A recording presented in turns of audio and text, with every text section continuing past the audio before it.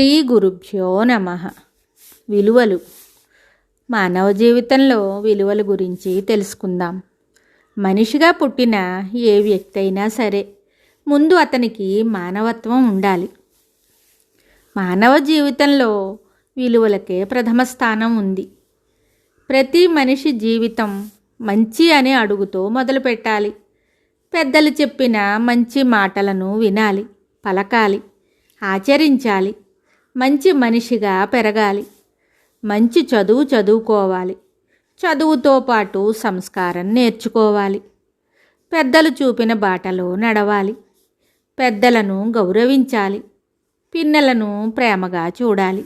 పిల్లల్ని మనం నువ్వు పెద్దయ్యాక ఏం చేస్తావురా అంటే డాక్టరో ఇంజనీరో ఏదో వాడికి తెలిసింది చెప్తాడు. పెద్దయ్యాక ఏమవుతాడో అది వాళ్ళిష్టం. ముందు మంచి పౌరుడుగా పెరగాలి. చిన్నతనం నుంచి మంచివానిగా పెరగాలి. వానిలో దయ, జాలి ఉండాలి. సత్యం, ధర్మం మనతో పాటు మనలో పెరగాలి. ఎంత కలికాలం అయినా ధర్మం వదలకూడదు. ప్రతి మనిషికి ధైర్యం తప్పకుండా ఉండాలి. ప్రతి దాన్ని భూతద్దంలో చూడకూడదు. చీకటి వెలుగులు ఎంత సహజమో మన జీవితంలో వచ్చే ఒడిదుడుకులు కూడా అంతే సహజం. అవేవి అలాగే ఉండవు, వస్తాయి పోతాయి. ప్రతి విషయం గురించి దీర్ఘంగా ఆలోచించకూడదు. మన జీవితానికి, మన శ్రేయస్సుకు ఏది అవసరమో దాన్ని గురించి తెలుసుకోవాలి. ఇతరుల్ని నొప్పించి మోసం చేసి మనం బాగుండాలి అనుకోకూడదు. మనం మన తెలివితేటలతో, మనకున్న వనరులతో అభివృద్ధి సాధించాలి. కొంతమంది కష్టంతో మనం గొప్పవాళ్ళం అవ్వటం గొప్ప కాదు.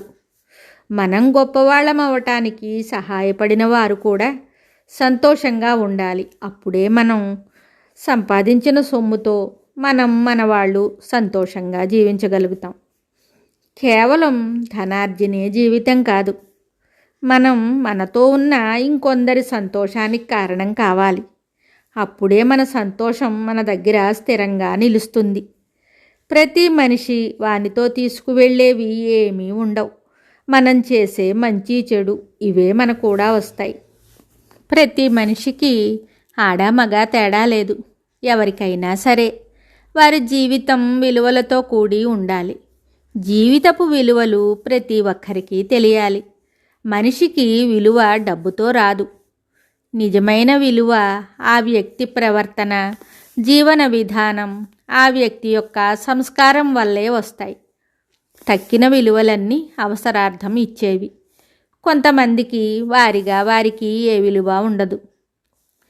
తల్లిదండ్రుల్ని బట్టి వస్తాయి కొన్ని, వారి వెనుక ఉన్న ఆస్తి గురించి వస్తాయి.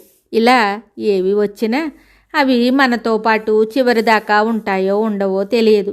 కానీ స్వతసిద్ధంగా ఆ వ్యక్తి మంచివాడు అంటే నైతిక విలువలు ఉన్నవాడైతే ఆ వ్యక్తి లేకపోయినా ఆ విలువ అందరి హృదయాల్లో మిగులుతుంది.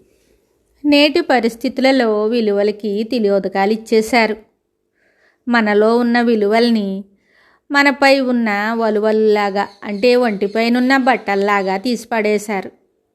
విలువలు అనే పదం వాడుకలో ఉంది, ఆచరణలో లేదు. ప్రతి ఒక్కరూ విలువలతో కూడిన జీవితం గడపాలి. కుటుంబ విలువలు కాపాడాలి. మనం మన కుటుంబానికి ఇచ్చే విలువ వల్లే కుటుంబ గౌరవం పెరుగుతుంది. మన దేశానికి విలువలతో కూడిన మన కుటుంబ వ్యవస్థే ఆదర్శం. మనందరం మన విలువైన గౌరవాన్ని, కుటుంబ విలువలను కాపాడుకుందాం.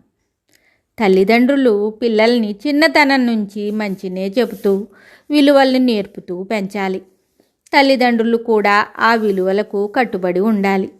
విలువలు ఒకరికి చెప్పడానికే కాదు, మనం ఆచరించడానికి కూడా. ఆ విలువలు ఒకరిని చూసి ఒకరు నేర్చుకోవాలి, ఆచరించాలి. అలా బాల్యం నుంచి విలువలతో కూడిన జీవితం గడిపితే పెద్దయినా వారు ఆ విలువల్ని కోల్పోరు. ఒకవేళ దారి తప్పినా మరలా వారి తప్పు వారు తెలుసుకుని మంచి మార్గంలోకి వస్తారు. అందువల్ల అందరూ వారి పిల్లలకు విలువలతో కూడిన మంచి జీవితాన్ని అందించాలి. అప్పుడు వారు మనం ఉన్నా లేకున్నా మనం వేసిన మంచి బాటలో పయనిస్తారు. ప్రతివారు పిల్లలకు వారసత్వంగా ఇవ్వవలసినవి ఆస్తులు కాదు, మంచి మర్యాద, దయ, దానం, ధర్మం, ఇలా మంచి విషయాలతో విలువలతో కూడిన సంస్కారవంతమైన జీవితాన్ని పిల్లలకు ఇవ్వాలి. అప్పుడు వారు మంచి జీవితాన్ని గడుపుతారు, మంచి పౌరులుగా దేశానికి ఉపయోగపడతారు. ప్రతి ఒక్కరూ నైతిక విలువలు ఉన్న జీవితాన్నే గడపాలి. మన విలువల్ని మనం కాపాడుకోవాలి. మన పెద్దలను, తల్లిదండ్రులను, గురువులను గౌరవించాలి. భార్యాబిడ్డలను ప్రేమగా చూసుకోవాలి. పిల్లల్ని మంచి పౌరులుగా తీర్చిదిద్దాలి. ఆడవారైన భర్త పిల్లల్ని ప్రేమగా చూడాలి. అతిథులను ఆదరించాలి. అత్తమామలను, పెద్దలను గౌరవించాలి. గృహస్థు ధర్మాన్ని నిర్వర్తించాలి. ఈ గుణాలన్నీ వారికి సహజంగా ఉండాలి. అప్పుడే వారి పిల్లలు కూడా సంస్కారవంతమైన చదువులు చదువుకుని గొప్పవారవుతారు. మన నుంచి మన పిల్లలకి సంక్రమించవలసినవి ఆస్తులు కాదు, ఆదర్శాలు. మంచి మర్యాదలు, ప్రేమ, ఆప్యాయతలు, అవి ఎంత అనుభవించినా తరగవు. వాటిని ఎవరూ పట్టుకుపోరు. మనం వాటిని పంచిన కొద్దీ అభివృద్ధి చెందుతాయి. ప్రతి ఒక్కరూ విలువలతో కూడిన జీవితాన్ని అనుభవించి భావితరాలకు ఆ విలువలను అందించాలి. విలువైన జీవితం కన్నా విలువైనది ఏముంటుంది? శుభం.